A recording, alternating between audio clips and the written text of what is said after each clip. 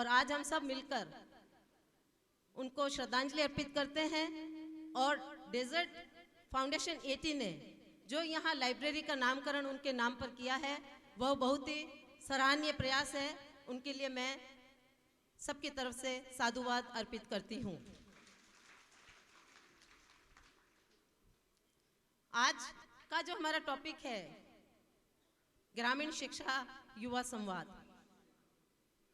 भारत की अधिकांश आबादी गांवों में बसती है।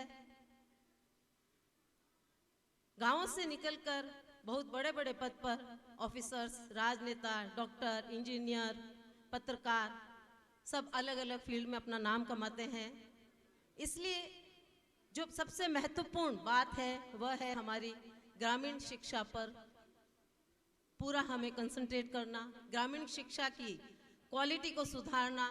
ये सब हमारा प्रथम प्रयास होना चाहिए, क्योंकि जब नींव ही मजबूत नहीं होगी तो हम आगे मजबूत भवन की उम्मीद कैसे कर सकते हैं।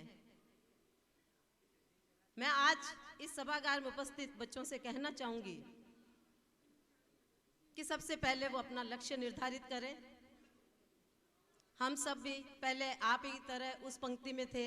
उस पंक्ति से इस स्टेज तक का सफर तय करने में बहुत संघर्ष, मेहनत, लगन, माता पिता का आशीर्वाद, गुरु महाराज का आशीर्वाद, इन सब के परिणाम स्वरूप ही हम आज इस मंजिल तक पहुंचे हैं। अगर आपका लक्ष्य निर्धारित है, सबकी अपनी अपनी अलग अलग योग्यता है, कोई किसी फील्ड में है, कोई किसी फील्ड में है, किसी की किसी विषय में रुचि है, किसी की किसी में। आप अपनी रुचि अनुसार अपना लक्ष्य निर्धारित करें। लक्ष्य निर्धारित करके उसको प्राप्त करने के लिए प्रयास, मेहनत, लगन और संघर्ष आपको करना होगा। आप लोग बहुत तकनीकी युग में आप लोग पैदा हुए हैं। आप लोगों के लिए बहुत सी फैसिलिटी अवेलेबल है। जब हम छोटे थे हमारे लिए ये सब फैसिलिटी नहीं थी जो आज आपके लिए है। डेजर्ट 80 फाउंडेशन आपको घर बैठे आपके गांव में वो फैसिलिटी अवेल करवा रहा है जो हमें शहरों में रहते हुए भी हमें नहीं मिल पाती थी। और हमसे हमारी अगली पीढ़ी, हमारे पिताजी वगैरह जो थे, उन्होंने तो और भी अधिक कठिन समय में अपनी पढ़ाई को पूरा किया था। हमारे गांव से 30 किलोमीटर दूर पिताजी और पैदल जाते थे और वहाँ से उन्होंने स्कूली शिक्षा की।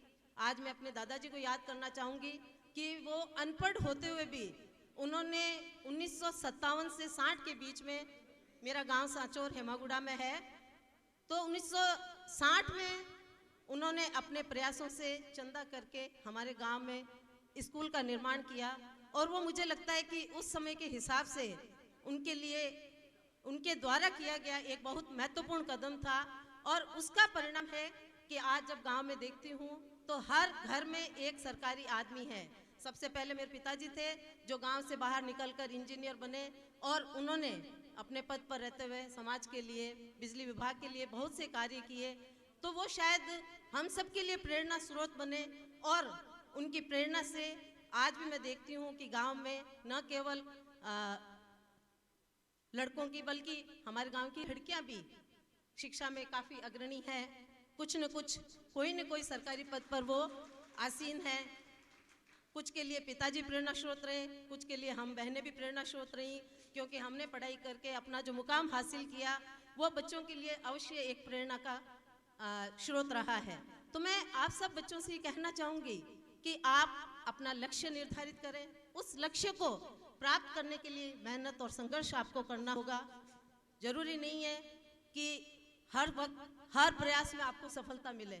सफलता के लिए थोड़ा टाइम लगता है। किसी को प्रथम प्रयास में सफलता मिलती है तो किसी को कई प्रयासों के बाद सफलता मिलती है। लेकिन अगर लगन से मेहनत की जाए तो सफलता मिलती अवश्य है, ये मेरा विश्वास है। और मैं आप सबसे ये कहना चाहूँगी कि आप लोगों को इस सफलता की ओर अग्रसर होना चाहिए, मेहनत करनी चाहिए, अपना मुकाम हासिल करना चाहिए। अपना लड़की होकर भी अपने अस्तित्व को, अपने नाम को जरूर बनाना चाहिए। और मैं चाहूँगी कि चूँकि आज आपको यहाँ कुचौर जैसे गांव में एक लाइब्रेरी आपको एक आधार के रूप में मिल रही है और उसका आप सब मिलकर कितना सदुपयोग करते हैं ये आने वाला वक्त बताएगा।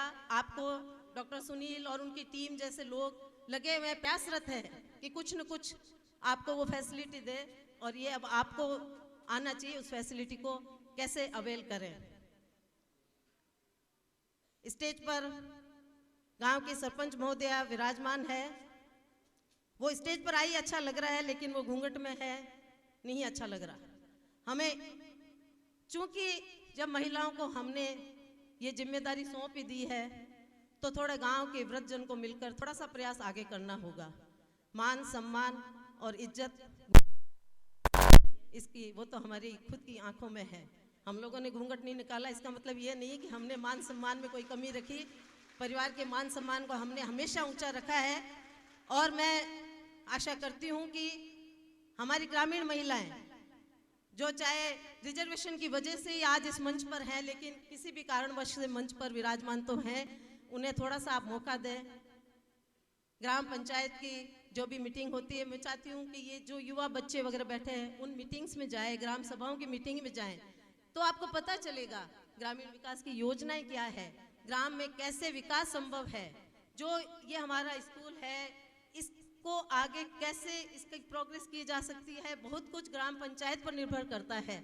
तो मैं चाहूँगी कि बच्चों की अधिक से अधिक उसमें भागीदारी हो, ताकि ये ग्राम जो है वह विकास की ओर अग्रसर हो, निरंतर प्रगति की ओर अग्रसर हो, और जो योजनाएं जो सरकार द्वारा निर्धारित की जाती है वो बच्चों को भी पता चले, ग्रामीण जनों को पता चले।